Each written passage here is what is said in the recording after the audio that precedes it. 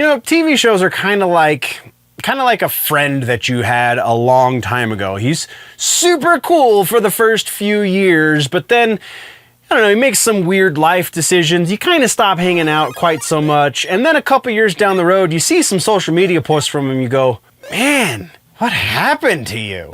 Let's talk about TV and streaming shows.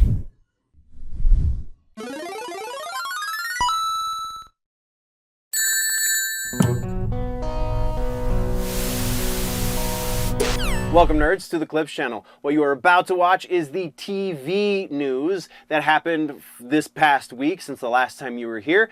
There is a larger video that this is a part of called The Week in Nerddom. You can go check that out over on the main channel, Generally Nerdy, and you get into all of the topics in that one video. So comic books and music and movies, etc., etc.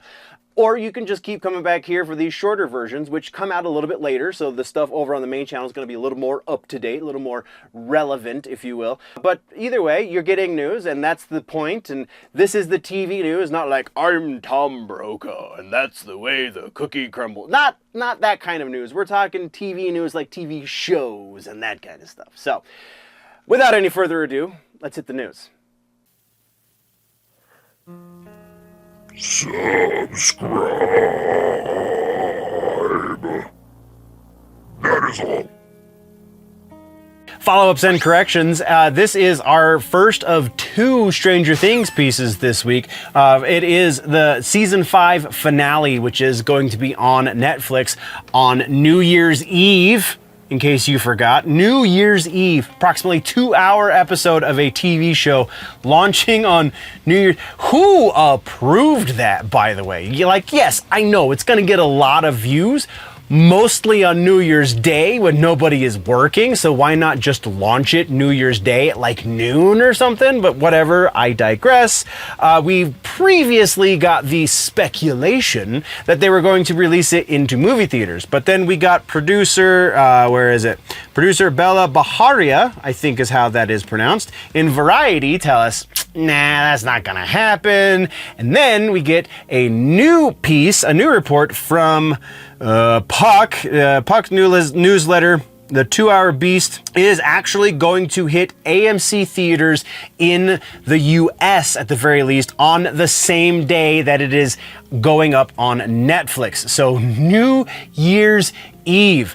If we're doing an experiment to see if a TV show, the finale of a massively, massively popular TV show is going to do well in theaters, if we're trying to revive theater, why is New Year's Eve the day that we chose to do this? This makes no sense to me. But continuing on, the volume 1 of season 5 drops November 26th. Volume 2 drops December 25th.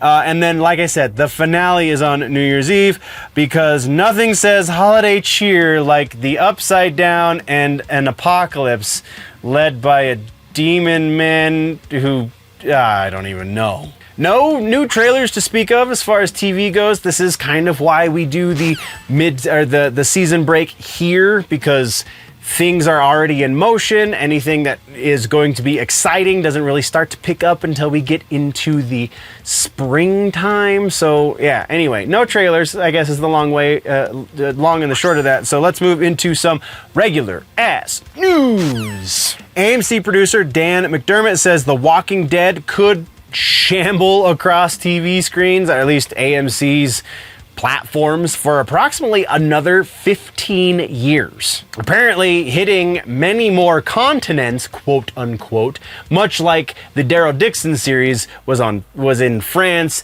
and then now they're in Spain, I believe. A pan at MIPCon 2025 had him, Scott Gimble, Norman Reedus, and Melissa McBride hyping character development and new plots and new locales. Kind of think of it like DC, Marvel endlessly building their world over and over and over again. Next up, we have more Tales of the Walking Dead universe dropping in 2026. It's another 6-episode season of the anthology series. Daryl's season 3 finale just aired. Season 4, the final season for the Daryl Dixon show, is coming next year. So apparently, if you are really, really into zombie tourism, which honestly, I don't know, I missed Dead City season 2 and I haven't watched any of Daryl yet, season 3, but I'm going to because I love these shows, so it's totally my jam. I just am a little worried by the time we get to Walking Dead Antarctica, because what's going to happen there? We're still going to have walkers. They're just going to be extra grumpy. Like, what is this? Next, we have Hulu is jumping into the game with some more stuff, even though there are rumors of Hulu's impending demise now that Disney owns the majority of the entirety of the company, I believe. Whatever. Hulu has greenlit a new Prison Break series. It is a reboot from Elgin James, who was the executive producer, possibly showrunner, I don't remember exactly, but executive producer for sure on the Mayans show, the spin-off from the Sons of Anarchy. He did that. So this is basically going to be the same world. It is related to the first Prison Break series, but with an entirely new cast, so no Schofield. Emily Browning is going to be the lead in this one. She plays an ex-military, now corrections officer in America's deadliest penitentiary. And the love story, apparently, is involved here as well. Also on the cast, we have Drake Roger, Lucas Cage, Clayton Cardenas, and executives from the OG, Paul Scheuring, I believe. So really, the way this is, let's just kind of bring this one back a little bit. It's Prison Break, but without the prison. Or the break? Or the brothers. Got it. And then horror fans rejoice because the master himself, John Carpenter, is working on a new anthology series. Details are very, very scarce right now, like exactly what it's going to entail still remains to be seen. There are some reports that it is going to be anthological from season to season, not episode to episode, so there's that. But beyond that, there's very, very little. We don't know what streaming service it's going to or anything. However, it is worth noting that John Carpenter doing a TV series of some sort is worthy of praise, so let us rejoice. And then finally, like I said, we have 2 Stranger Things pieces. This is the second one. It's Finn Wolfhard talking about the finale for the season, equating it to a Game of Thrones-like experience. The 2-hour season finale, apparently at the table read, had the cast bawling out loud. It's going to feature 21 series regulars, that 18-month time jump from season 4 to season 5, wrapping up Vecna, the Mind Flayer, and everything. But in this interview, he also says that he's worried about a Game of Thrones style backlash to the ending as well.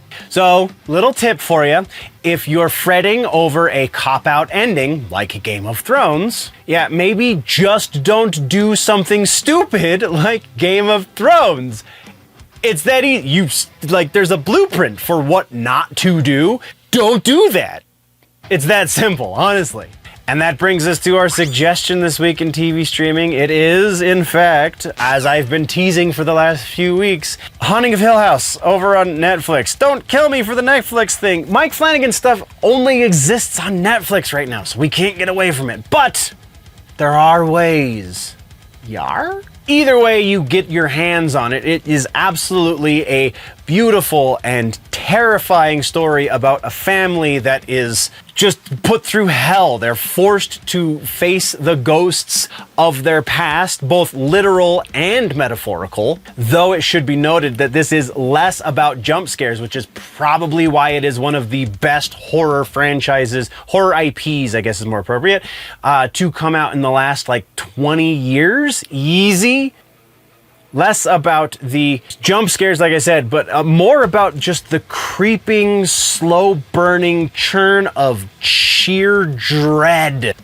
It is absolutely a 10 out of 10, especially if you're looking for ghosts that hit harder than poltergeists. That is your suggestion for the week.